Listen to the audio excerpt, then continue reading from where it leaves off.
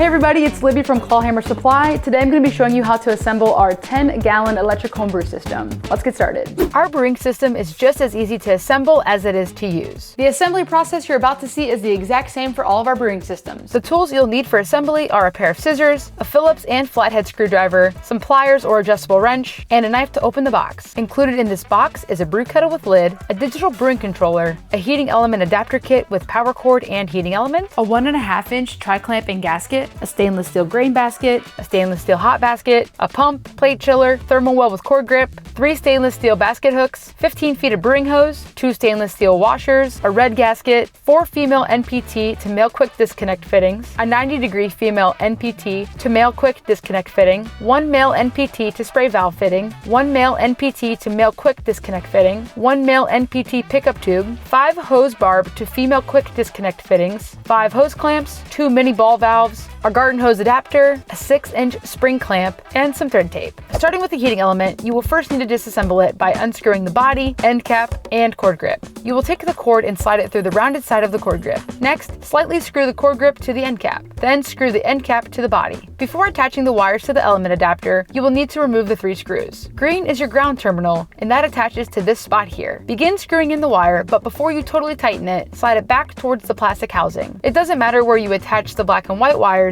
just screw them in wherever feels best. Make sure you have everything plenty tight. You can now unscrew the body from the end cap and make sure that none of the wires are hitting the housing before you attach it to the element adapter. If they are touching, you can slightly adjust the wires. Next, unscrew the cord grip from the end cap, then screw the end cap to the body, and then the cord grip to the end cap. While screwing pieces together, make sure you're keeping the wire totally still and that the wire itself is not getting twisted. There's a ferrule on the back of the kettle where you can insert the heating element. Slide the silicone gasket onto the element and then insert it into the ferrule. Grab your tri-clamp to attach and secure the element to the ferrule. There are 2 small ports on the front of the kettle. The port that is directly across from the heating element is where you will insert one of the mini ball valves. Quick note, anything you're installing with threads will need thread tape. After adding thread tape, attach one of the female NPT to male quick disconnects to the ball valve, and then add that to the kettle. You can now add thread tape to the thermal well and insert that into the remaining port on the front of the kettle. Secure each attachment with a wrench. Next, you will thread tape the spray valve, then slide on a washer and red gasket. Then you will insert it through the hole on the bottom side of the lid.